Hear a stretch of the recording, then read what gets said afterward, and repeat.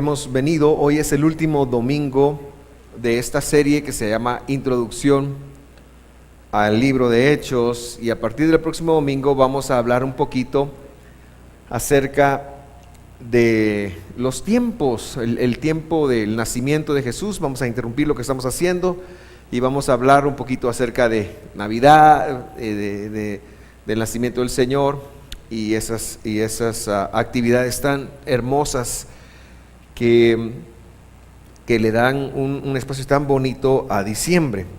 Así que en este último domingo yo quiero recordar con usted que hemos venido viendo a Jesús haciendo un pueblo, pagando un precio, pero en los últimos 2 domingos nosotros lográbamos percibir, anticipar cómo era el hecho de que Dios nos empoderaba, hablábamos de el capítulo 1 de Hechos, y la semana pasada que veíamos la constitución de la iglesia, del pueblo de Dios, y vimos un aspecto muy importante por medio del cual ver las escrituras. Las escrituras son instrucción, eso quiere decir la palabra Torah. Específicamente o escrituralmente, la escritura misma habla de la Torah y se refiere a los primeros 5 libros de Moisés, lo que se conoce como Pentateuco, pero que realmente la Biblia lo define a sí mismo como Torah, y Torah quiere decir instrucción. Para nosotros también decíamos que el canon bíblico es todo Torah porque es todo instrucción para nosotros, es nuestra constitución. Pero veíamos 2 aspectos muy importantes, y espero que esto le sirva a usted como un lente para ir a la Biblia.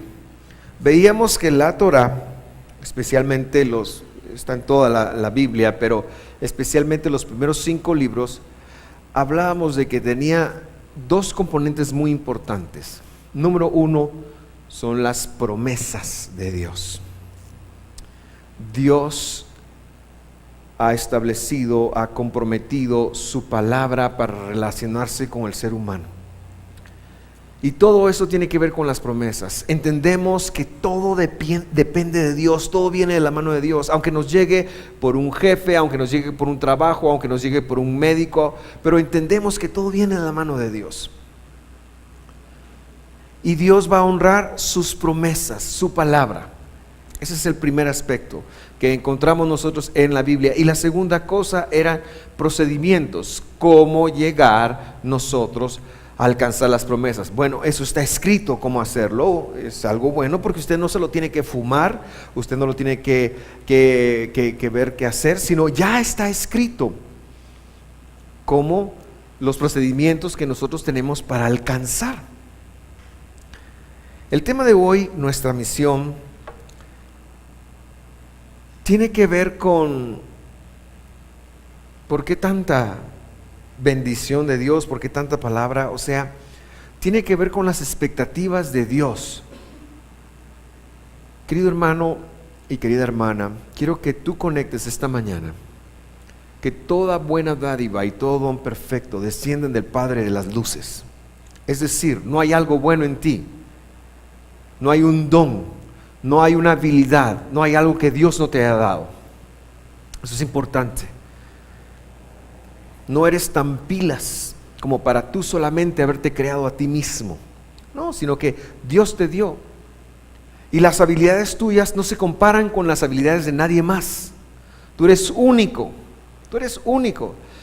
Si usted mira a las cebras y le pone Hugo, Paco y Luis a 3 cebras, Hugo, Paco y Luis, y después las deja de ver y a la semana siguiente las vuelve a ver, usted no va a saber cuál es Hugo, ni cuál es Paco, ni cuál es Luis, porque todas son iguales, a menos que estén un poquito más gorditas. Pero nosotros somos tan distintos entre nosotros mismos. Dios nos ha hecho de una manera distinta. Y nuestras habilidades y la grandeza que Él ha puesto en nosotros funcionan de la misma manera. Nadie tiene los dones de alguien más. Y nadie tendría por qué desear los dones de alguien más.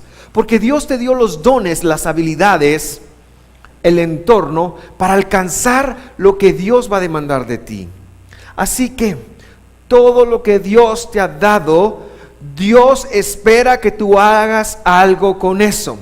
Sea tus pensamientos, sean tus habilidades, sean tus recursos, sea tu familia, sea lo que sea, porque toda dádiva y todo don perfecto descienden del Padre de las luces, en el cual no hay sombra de variación.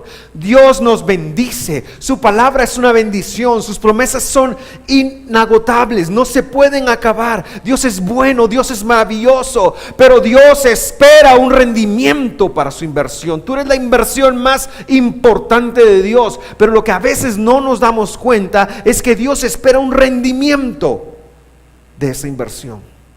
Y usted lo puede ver mucho en cómo Jesús y en cómo Dios en la Escritura se relaciona con el ser humano. Dios llamó a David y le entregó una misión, y David tenía que hacer con sus recursos matar gigantes, y lo apoyó y estuvo con él y mató al gigante que tenía que matar, porque era para la gloria de Dios.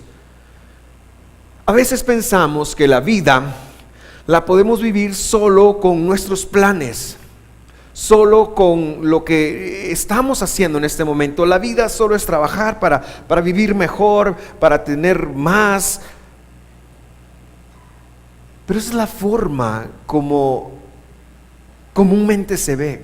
La forma bíblica es que Dios te ha dado todo lo que tienes y espera un rendimiento de su inversión. Y Dios, al que sirve, al que es fiel en lo poco, lo pone en lo mucho, le incrementa. Así que lo más importante para la prosperidad es ser fiel en los recursos que tú tienes, todos los recursos que tú tengas, tus habilidades, porque Dios te pesa una vez al año, te mide y luego te da en base a eso. El que es fiel en lo poco, Dios lo pondrá en lo mucho. ¿Quién dijo eso? Eso lo dijo nuestro Redentor, nuestro Salvador. Ok. Vamos entonces al principio de todas las cosas, y esto lo tenemos que encontrar en el libro de Génesis. Es decir, ¿cuál es nuestro propósito? ¿Cuál es nuestra función? Es un poquito general para todos, pero luego cada quien lo tiene específicamente. Mi intención es hablarle de una generalidad, pero que usted la pueda aplicar a su vida específica. Génesis capítulo 1, nosotros vemos el plan A de Dios. Génesis capítulo 1, usted va a encontrar el plan A de Dios.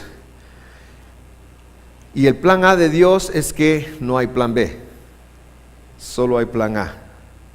Dios solo tiene un plan, ¿verdad? Y vamos a recordar un poquito el propósito y la caída del hombre. A ver, si usted ha leído el libro de Génesis, y todos cuando nos ponemos la meta de leer la Biblia empezamos en Génesis, ayúdeme a recordar. Cuando Dios hizo a los peces, lo hizo por medio de su palabra. ¿Se acuerda de eso? Sí, ¿verdad? Ok, ¿a quién le habló cuando hizo el pez? O todo lo que vive en el mar. ¿A quién le habló o a qué le habló? ¿Verdad? Hay que leer así con atención. Le habló a las aguas. Produzcan las aguas. Dijo, y peces y monstruos marinos y dijo. Cuando Dios quiso crear lo marino, le habló a las aguas. Cuando Dios quiso crear lo terrestre, todos los animalitos, las plantas, todo lo que vemos, las cebras, que me gustan las cebras, las jirafas, los rinocerontes, etcétera, etcétera. No estoy seguro si las cucarachas sean creación de Dios, pero no, bien que lo son. Es para asustarte mejor. Pero bueno, cuando Dios quiso hablarle o crear los animales, ¿a qué le habló? Le habló a la tierra. Le habló a la tierra. Porque en la tierra, cuando Él la creó, estaba contenido todo el potencial para producir un ser viviente vegetal o animal. Así que cuando Dios quiso crear a los animales perfectos como son, porque los animales, los animales ya traen sus instintos perfectos. Cuando Dios quiso crear a los animales, Dios le habló a la tierra. Cuando Dios quiso crear a los peces, Dios le habló al mar. ¿A quién le habló Dios cuando quiso crear al hombre?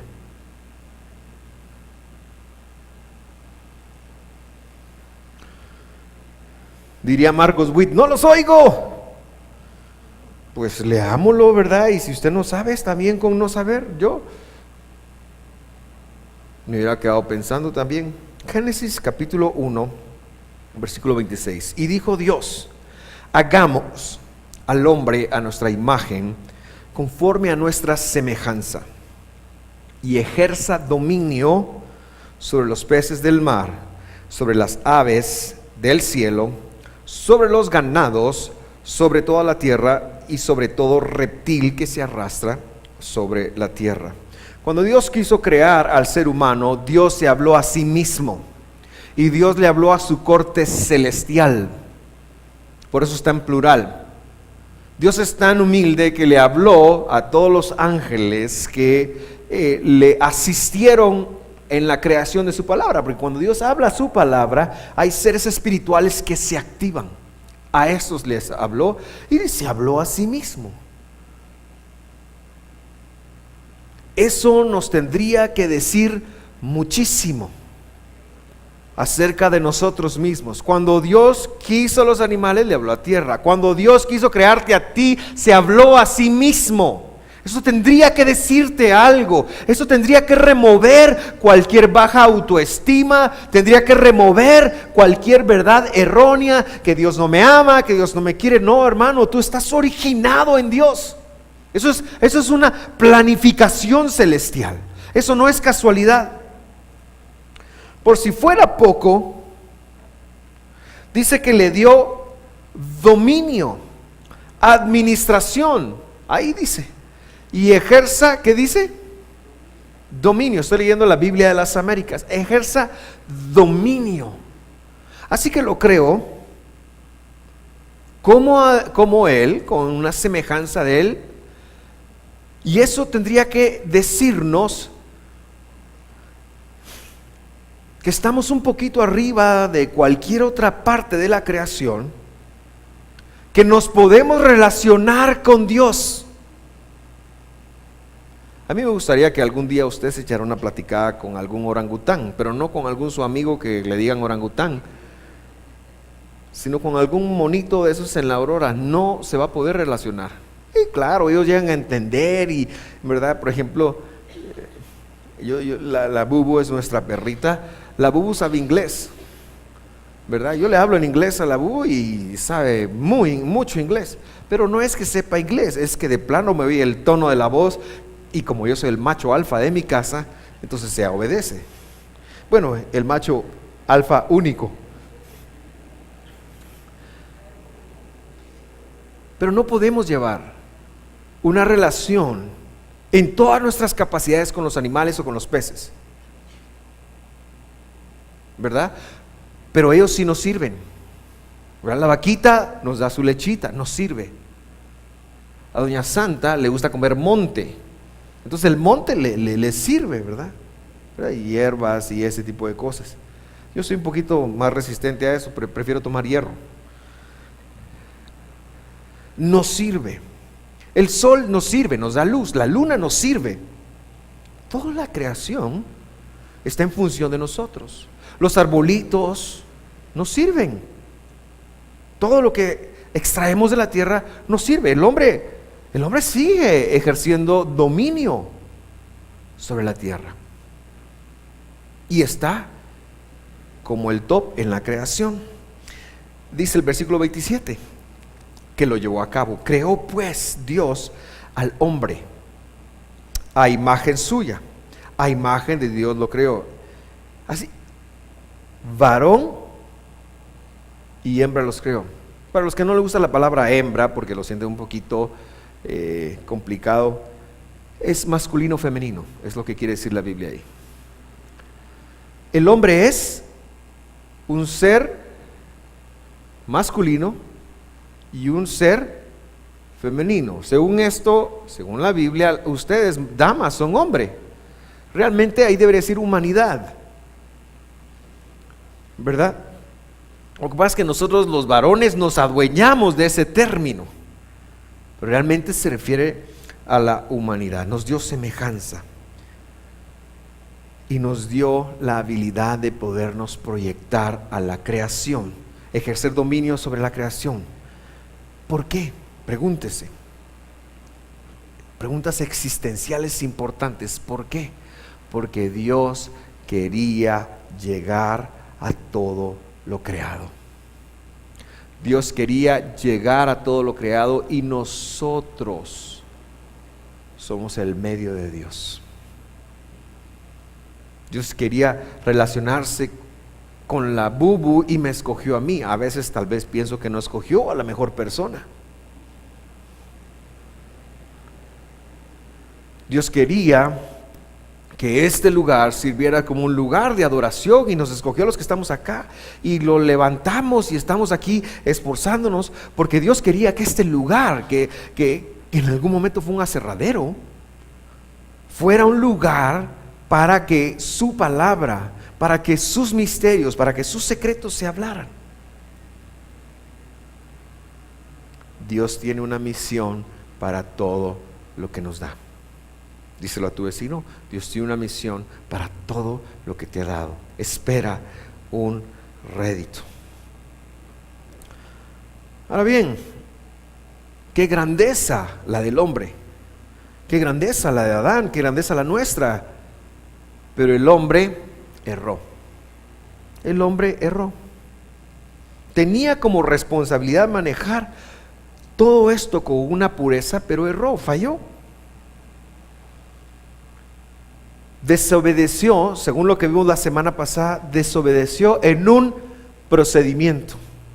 Usted se recordará, el procedimiento es, todo árbol pueden comer, pero el árbol bien y el mal, de ese árbol no van a comer.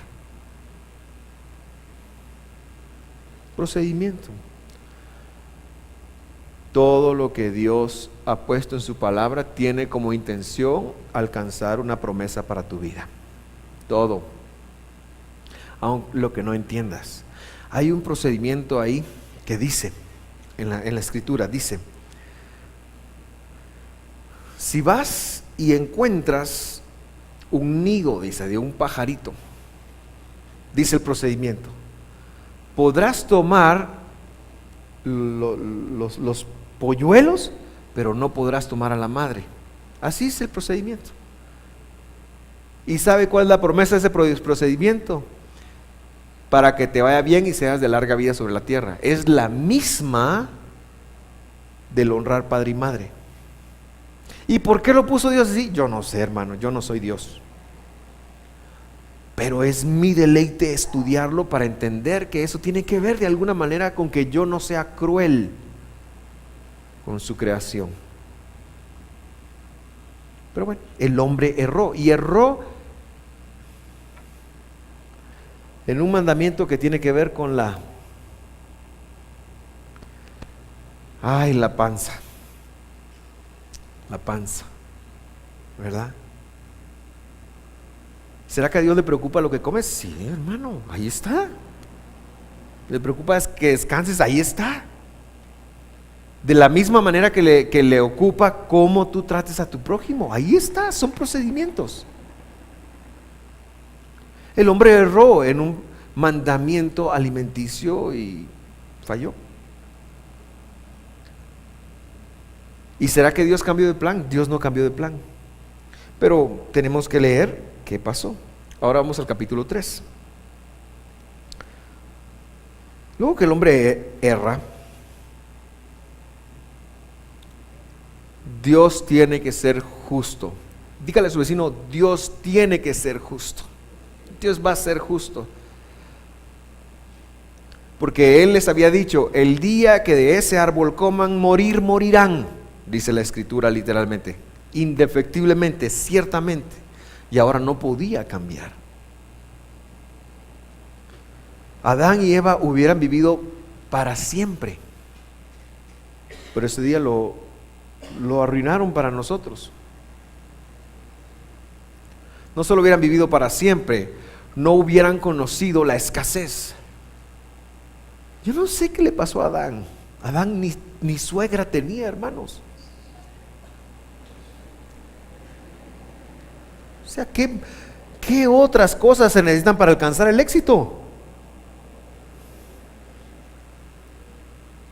Pero erraron y Dios tenía que ser justo, porque Dios siempre es justo. Y cuando alguien quebranta sus preceptos, sus procedimientos, ese alguien se está poniendo a sí mismo en el lugar para alcanzar también lo que el procedimiento dice que le va a alcanzar, porque Dios es justo. Dios es justo. Si alguien rompe el procedimiento, en mi caso, pero yo lo quiero mucho, yo a lo mejor me haga el loco. Pero como Dios nos quiere más y su amor es perfecto, Dios no se va a hacer el loco. Así que Él se encuentra y manda a llamar a los 3 actores, bueno, un actor y 2 actrices. Primero está la serpiente,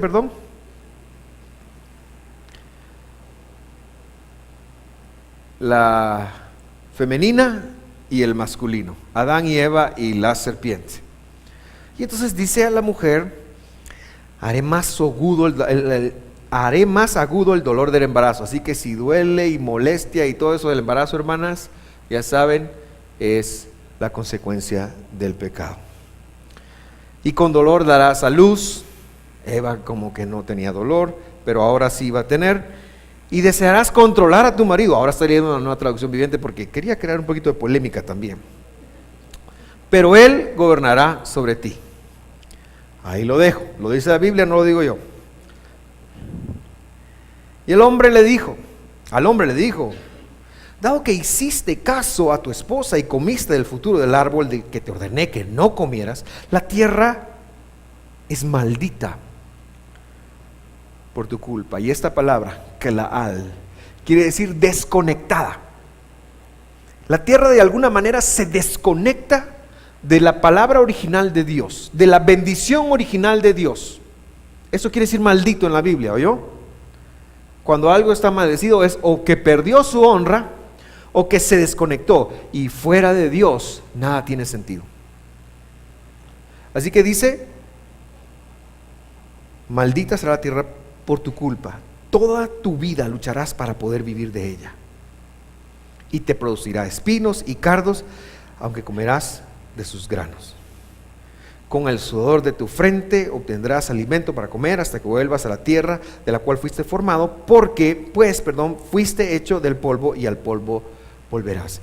Y vea, no quiero entrar en todos los detalles y no estoy tratando de que esto sea una cuestión feminista o machista, no es nada de eso. Pero lo que quiero establecer con usted es lo siguiente: el hombre, el varón, tiene una preocupación de qué va a llevar para comer, para vestir. Y uno sale 6 de la mañana y a las 10 de la noche. Y mira, hermano, esa no era la intención original de Dios. El hombre vive engañado, me refiero al varón, pensando que es su esfuerzo, pensando que es lo que él ha hecho, que él ha trabajado, pensando que es su responsabilidad. El hombre vive engañado. Nos olvidamos de los propósitos de Dios, nos olvidamos del llamado de Dios, nos olvidamos que teníamos que ejercer dominio. Y ahora no ejercemos dominio, ahora estamos peleados, estamos buscando y estamos en la calle y en el mundo. Eso es lo normal, porque hay hombres que tampoco lo hacen, ¿verdad? Incluso no han llegado ni a eso y son irresponsables. Eso es un problema también. Pero la mayoría de veces el hombre está ahí viendo qué hace para comer y si ya compró su carrito, no le gusta el carrito, quiere otro mejor y hay una insatisfacción, ¿verdad? Y si ya compró esto, quiere algo mejor y todo el tiempo se está desgastando y está buscando y quiere más comida y dice que ama a su familia, pero la verdad es que se ama más a sí mismo. Bueno, hay tanta cosa. Y cortamos ese cordón umbilical que íbamos a depender de Dios para el varón. Y piensa que ahora su esfuerzo y está ahí. Esa es la maldición. Por otro lado, la mujer los problemas los tiene más con la familia y en casa. Y este ingrato no me da el gasto que yo necesito y no me comprende y no me ama, no me escucha y se dan tanto. Ahí está. Entonces uno tiene problemas, los varones tenemos problemas ¿y qué voy a hacer para pagar la luz? ¿Qué voy a hacer para pagar esto? ¿Qué voy a hacer para pagar lo otro? Y la mujer tiene problemas de que, mira, me pinté el pelo y te gustó. Y uno dice, a mí qué me importa, yo quiero ver cómo pago la luz. Y no se lo van a admitir, al contrario, dice, ay sí, qué lindo te quedó. Ahora ya no vale, dice. Pero uno está en otro rollo. Cada quien, porque estamos yendo tras la consecuencia de nuestros pecados. Y por esas razones ahora nos conflictamos y nos peleamos y es como muy complicado. Es muy complicado. Yo realmente felicito a los que están casados y se mantienen casados, porque no es fácil. Estamos luchando contra una corriente. Pero la clave de lo que yo le quiero decir esta mañana está en lo que Dios le dijo a la serpiente. Así que vamos a ver. Dice el versículo 15. A ella fue la primera que le habló, pero yo quería hablárselo de último. Léalo conmigo. Dice, y pondré hostilidad entre tú, esa es la serpiente, y la mujer. La hostilidad de la serpiente va a estar entre la mujer y la serpiente. Fíjese, como que por ahí lo tocan más a uno, ¿verdad? Y entre tu descendencia se refiere a las fuerzas espirituales negativas. No es que el diablo ahora tenga diablitos. La señora se consiguió una señora diabla y ahora tiene diablito mayor, diablito menor. No, se refiere a las fuerzas espirituales. Se refiere a la organización completa que hay en el mundo espiritual. Y el mundo espiritual negativo está muy organizado. Y le dice a Eva, entre tu descendencia y la descendencia de ella. Entre la descendencia de la serpiente y la descendencia de ella. Su descendiente, dice, te golpeará la cabeza. También dice descendencia ahí, pero esta Biblia traduce descendiente. Te golpeará la cabeza y tú le golpearás el talón. Ahora, muchos teólogos ven aquí la figura de Jesús. Y es una promesa mesiánica. Pero ¿cuántos hijos de Eva hay aquí? Levántenme la mano. Gracias, Gabriel. Gracias. Sí, todos somos descendientes de Eva, señores. El tema que está hablando allí, entre otras cosas, yo sí creo en la promesa mesiánica que hay ahí de Jesús, pero ahí más que nada está hablando de usted y yo, los hijos de Eva. Ahí más que nada está hablando de los hijos de Eva. Y dice que nosotros tenemos la capacidad de golpearle la cabeza. Los hijos de Eva, hombres y mujeres, varones y masculino y femenino, tenemos el poder para golpearle la cabeza. Fuimos destinados. Fíjese que esto es muy interesante porque tiene que ver con su propósito en la vida. Su propósito en la vida es vivir para golpear en la cabeza a las fuerzas del mal. El problema es que eso va a hacer que a veces se nos llegue a los talones. Pero mucha gente no lo comprende y vive una vida de derrota. Mucha gente no lo conecta vida y vive una vida al azar. Pero la promesa que Dios está haciendo es que nosotros viviríamos para vencer, viviríamos para conquistar, y que eso iba a tener un efecto, iba a tener que nos golpearan en el talón, por supuesto. Y cuando usted lo golpean en el talón, yo no sé si alguna vez lo golpearon en el talón, a mí me gustaba mucho, viviendo en Estados Unidos, jugar fútbol americano en la nieve. Íbamos todos emponchados, unas temperaturas de como 10, 12 grados bajo cero, pero cuando llegaba ese tiempo, íbamos y poco a poco se iba quitando uno las chumpas, las chumponas, los abrigos. Pero mire, qué bonito era cuando alguien iba corriendo y yo lo miraba corriendo, era tocarle aquí esta parte, porque ¡pum!, se daban unos guamazos. A mí me gustaba jugar defensa, por eso, pero también teníamos que jugar ofensiva, pero era porque el talón nos hace perder el equilibrio, los golpes en el talón. Y cuando el talón se rasga, un deportista puede estar hasta 1 año, 2 años inhabilitado. El talón representa las debilidades nuestras.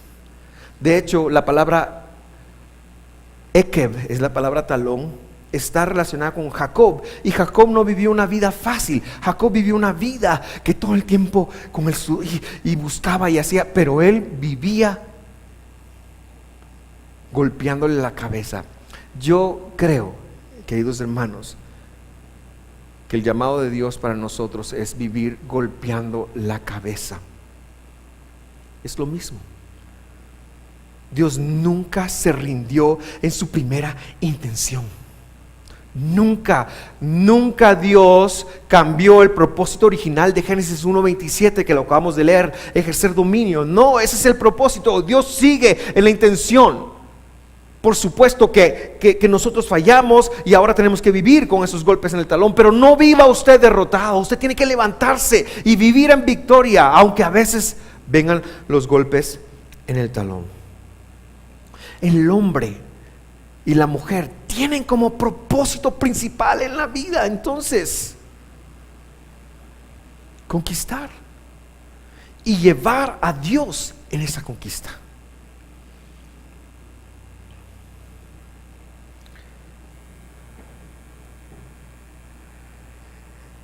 Nuestra razón de existencia, mis queridos hermanos, entonces, número 1 era conocer el poder salvífico, salvador de Jesús. Pero una vez que lo conocimos,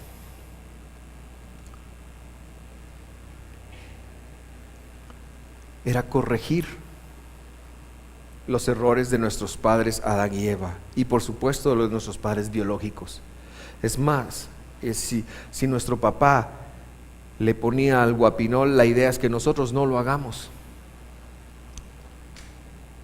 Si mi mamá era muy enojada, la idea es que yo venza eso. Y entonces podemos ver en la Biblia, Dios escogió un hombre, luego se escogió un pueblo y lleva eso a la cabalidad. Y el papel de Israel era corregir el mundo, llevar el conocimiento de Dios. Por supuesto que fallan, todo el tiempo les están golpeando los talones, por supuesto que vamos a fallar, pero eso lo vemos en la Escritura. Nuestro papel es corregir nuestros errores. ¿Qué hacemos nosotros? Nos enfocamos en los de los demás. ¿Qué hacemos nosotros? Queremos que los demás corrijan los errores que nos afectan. Pero nuestro papel, nuestra misión de Dios era corregir el mundo. Hay una enseñanza de Jesús muy interesante que está en Mateo capítulo 5, versículo 14, que yo la quiero compartir ahora con usted, y dice así: ustedes son, ¿qué les dice? La luz del mundo. Ustedes son la luz del mundo. Es una figura muy interesante, en un tiempo sin energía eléctrica, en un tiempo en donde de verdad una luz hacía mucha diferencia. Eso sigue vigente. Queridos hermanos, no hay algo más real que nos rodee que la oscuridad. La oscuridad es real, es muy real. Lo vemos en en todos lados, y sabemos que la oscuridad de alguna manera también es ausencia de luz.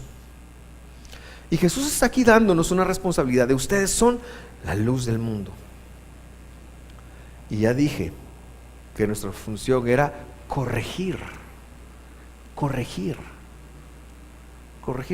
No tenemos una buena idea de corregir, porque para nosotros una corrección es, ¿cómo lo corrigió usted a su mamá? Tal vez, yo no sé, a mí no fue así, pero tal vez usted su mamá lo corrigió. Usted hizo algo malo y la mamá se quitó la chancleta mágica y no fallaban las señoras, ¿va? Tenían pulso. ¡Pum! Te tiré esa chancleta porque te estoy corrigiendo. Eso no era corrección de alguna manera. Entonces a veces tenemos como, pero corregir es borrar, enseñar, empezar de nuevo. Así que la misión nuestra es corregir. ¿Cómo? Siendo luz. Ustedes son la luz del mundo, como una ciudad en lo alto de una colina que no puede esconderse. Pero ¿sabe cuál es el problema nuestro? Que nosotros sí hemos podido escondernos. Pero la verdadera luz no se puede esconder. Y quizás esto es un llamado de atención para nosotros. No debemos escondernos, nuestra luz debe de brillar. Porque yo le decía al empezar esta charla, Dios siempre espera un rédito de su inversión. Dios siempre va a esperar un rédito de su inversión. Versículo 15, nadie enciende una lámpara y luego la pone debajo de una canasta. En cambio, la coloca en un lugar alto donde ilumina a todos los que están en la casa. Y usted es esa lámpara. Y su función es iluminar. Ojo, no dije predicar, dije iluminar. Y ya va a ver cuál es el contexto de lo que Jesús dice en esto. De la misma manera, lea lo que dice ahí. Dejen que sus buenas acciones. ¿Cómo iluminamos? Cuando hacemos buenas acciones. Hay tres formas como tu alma se proyecta. Número 1, con tus ojos. Tú sabes si una persona está enojada, triste, con los ojos, su alma. Número 2, con las palabras. Y número 3, y esta es la que cuenta para hacer luz, con las acciones. Ahora, ¿de qué acciones está hablando aquí? ¿Que me tengo que portar bien para ganarme el cielo? No, está hablando de los procedimientos de Dios. Está hablando de los procedimientos de Dios. Esas son las acciones de la Biblia. Por favor, si lo pudieran llevar a la salita, agradecería mucho porque me está distrayendo un poquito. Esas son las acciones de Dios, las que están en su palabra y que nos hacen a nosotros, no porque lo sentimos, porque a veces perdonar no queremos. A veces amar no queremos, pero es lo que los procedimientos de Dios nos enseñan. Y entonces la luz se hace ver por nuestras acciones. No porque digo yo soy la luz del mundo, no porque lo confieso, no porque me lo hablo. La luz se hace específica cuando yo tengo acciones de la palabra de Dios que están a la luz de todos, para que todos alaben a su Padre celestial. Y cierro con esta imagen de Isaías capítulo 64, creo que dice ahí, versículo 8. Y a pesar de todo, oh Señor, eres nuestro Padre. Nosotros somos el barro y tú el alfarero. Todos somos formados por tu mano. Nunca vas a estar tan bien como cuando estás en las manos del alfarero. A nosotros nos gusta conducir nuestra vida de una manera. Yo tengo expectativas en la vida. Yo quiero una mejor casa, un mejor carro, un mejor matrimonio, un mejor chucho, un mejor comida, mejor todo. Pero si yo realmente quiero estar bien, tendría que disponerme cual barro, cual tierra, en las manos de aquel que pueda hacer de mí lo mejor. Queridos hermanos, nuestra misión es corregir el mundo por medio de las obras que su palabra nos pide. A veces el cristianismo se ha tomado esto a mal. Pensamos que cambiar el mundo es llegar con la gente, decir, tú ya no tienes que ser así, ya no tienes que comportar. Pero no dice que es predicar. Predicar tiene un lugar, es muy importante. Está en otro versículo, porque eso hay que hablarlo. Pero la misión que Dios nos ha dejado tiene que ver con nuestras acciones. Que nuestras acciones puedan decir que estamos moldeados por Dios. Sí es nuestra responsabilidad que las cosas sean mejor, pero como Dios quiere, a lo que Dios quiere. Muchas veces, y cierro diciendo esto, muchas veces el problema de nosotros, de por qué no llegamos a ver las promesas, es porque estamos haciendo todo lo posible por no cumplir el propósito de Dios en nuestras vidas. Y Dios nos ama tanto que no va a permitir que eso sea. Entonces quiero establecer dos cosas. Una, si nuestras siembras nos alcanzan, si el romper los procedimientos de Dios tiene un efecto, pero la otra cosa que tiene un efecto negativo para nosotros, y que es a donde cuando haya escasez de algo, cuando haya problemas en la casa, cuando haya problemas financieros, cuando haya problemas de lo que sea, yo le invito a hacerse esta pregunta muy importante: ¿estoy cumpliendo el propósito de Dios para mi vida? ¿Sí o no? Porque Dios no, en su amor tan grande que tiene y en su misericordia, que no permita, Dios no quiera que eso nunca pase, que yo pase mis 80, 90 años aquí en la tierra y no cumplí lo que venía a hacer. Muchas de las incomodidades que llegan tienen que ver con eso. El salmista decía: el Señor cumplirá su propósito en mí. Déjate ser una vasija que pueda llevar luz por medio de buenas acciones. Por supuesto, eso incluye predicar, pero no sustituye tus acciones. No sustituye tus acciones. Nuestra sociedad, nuestra familia, nuestro entorno, todo lo que somos, están hambrientos de ver la manifestación de los hijos de luz, dice la Escritura. Hermano, hermana, es hora de hacer algo. Es hora de tomar nuestra misión como pueblo de Dios. Es corregir el mundo, es corregirnos a nosotros, es borrar la línea de iniquidad que he alcanzado en mi familia. Es ver. Por eso tú tienes que ver a tu descendencia. Tú tienes que ver y decir: esto para conmigo. Y pararlo. No es para juzgar, porque muchos hacen: mi papá era bolo, entonces mi abuelo era bolo, entonces bienvenida sea lo que sea. No, es parar las líneas de iniquidad. Y que tú sepas que si tú empiezas una línea de iniquidad, tu descendencia lo va a sufrir. Tu descendencia lo va a sufrir. Esa es nuestra misión. Estamos aquí para corregir. Que no se te olvide.